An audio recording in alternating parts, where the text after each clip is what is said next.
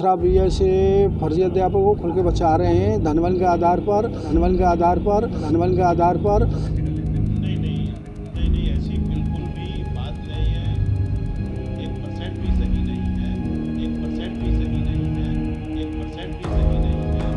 मथुरा में फर्जी शिक्षकों के सामने आने का क्रम रुकने का नाम नहीं ले रहा है। मथुरा में एक और शिक्षिका फर्जी पाई गई है। इसका सत्यापन कराया गया तो टेट का सर्टिफिकेट फर्जी पाया गया। शिकायतकर्ता ने बीएसए व पटल सहायक बाबू पर पैसे लेकर कार्यवाही न करने का आरोप लगाया है। थाना रिफाइनरी क्षेत्र के प्रकाश शर्मा ने जिलाधिकारी को एक शिकायत की थी, जिसमें राधा देवी पुत्री श्याम सुंदर निवासी किशोरकुंज बाद को फर्जी शैक्षिक अभिलेखों व जन्म तिथि के सहारे नियुक्ति पाना बताया गया था। वर्ष 2015 में नियुक्ति पाने वाली शिक्षिका वर्तमान में बलदेव विकासखंड के सम्मिलित विद्यालय रदोई में कार्यरत है। शिकायतकर्ता ने शिक्षिका के टेट व ग्रेजुएशन के शैक्षिक अभिलेख फर्जी होने की शिकायत की थी। सत्यापन में शिक्षिका का टेट का सर्टिफिकेट फर्जी पाया गया है, लेकिन इसके बाद भी शिक्षिका पर कोई कार्रवाई नहीं की गई। शिकायतकर्ता का कहना है कि वह लगातार शिक्षिका पर कार्रवाई के लिए बीएसए कार्यालय के चक्कर काट रहा है, लेकिन बीएसए शिक्षिका पर कार्रवाई करने का नाम नहीं ले रहे हैं। शिकायतकर्ता का आरोप है कि बीएसए और पटल सहायक घूस खाकर फर्जी शिक्षिका को बचा रहे हैं। मैं आया था डीएम कार्यालय, मतलब ये फर्जी अध्यापक की शिकायत करने के लिए आया था।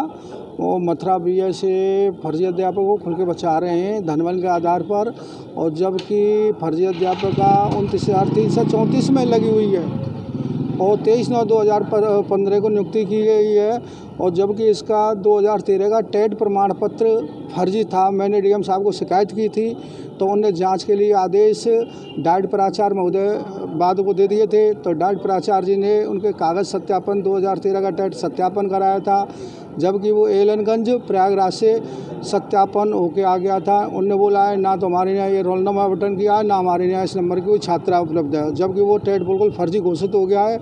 और मथुरा बीएसए पे वो लेटर भी आ चुका है, और मथुरा बीएसए धनबल के आधार पर फर्जी अध्यापका को बचा रहा है। क्या नाम है अध्यापिका का? राधा देवी, डॉटर ऑफ श्याम सुंदर शर्मा, रदोई गांव बलदेव ब्लॉक में लगी हुई है। ये सम्मेलन विभाग क्यों कार्रवाई नहीं कर रहा है? अरे पैसे लेके नहीं कर रहा है, पैसे ले लिए नहीं कर रहा है। वो फर्जी अध्यापक को पूरा सहयोग कर रहे हैं, 60 गांठ करके बचा रहे हैं, नहीं कर रहे हैं। वो अधिकारी हैं, उनके कौन कहते हैं, मैं जाता हूँ मुझको फटकार के भगा देते हैं। वो कोई मेरी शिकायत सुन ही नहीं रहा है। क्या चाहते हैं आप? अब मैं चाहता हूँ उसके खिलाफ FIR हो, इसकी रिकवरी हो, जितना गवर्नमेंट का पैसा लिया है उसको वापस किया जाए और इसके खिलाफ FIR की जाए, और इसको मतलब जो है जायज शिक्षित है उनको जायज है उनको नियुक्ति दी जाए, फर्जी अध्यापक व्यक्ति को नौकरी दी जाए। कितना समय हो गया आपको शिकायत? मुझे शिकायत करते कम से कम 2 साल हो गए। 2 साल से मेरी कोई सुनी नहीं रहा है। मैं शिकायत तो मुझ पर बहुत एप्लीकेशन डरी हूँ, मैंने मुख्यमंत्री तक जिनके लिए शिकायत की है, मगर कोई शिकायत को। वहीं इस विषय में जब बेसिक शिक्षा अधिकारी से बात की गई तो उन्होंने शिक्षिका का टेट का प्रमाण पत्र फर्जी होने की पुष्टि की, लेकिन उन्होंने कहा कि वह अभी शिक्षिका की ग्रेजुएशन के शैक्षिक अभिलेखों का सत्यापन किसी खंड शिक्षा अधिकारी को भेजकर कराने जा रहे हैं। उन्होंने कहा कि 15 दिन के अंदर शिक्षिका के खिलाफ कार्रवाई कर दी जाएगी।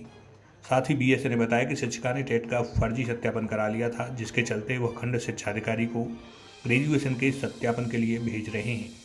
हाँ, एक शिक्षिका है जो आप नाम ले रहे हैं राधा देवी, और उनका टेट का सर्टिफिकेट फर्जी है, और बाकी आगरा यूनिवर्सिटी से इनका बीएड का और ग्रेजुएशन का सर्टिफिकेट सत्यापन करा रहे हैं, और वो भी फर्जी आता है। तो बहुत जल्दी इनकी उस तरीके से अनुशासन कार्रवाई करते हुए और बड़ी कार्रवाई की जाएगी।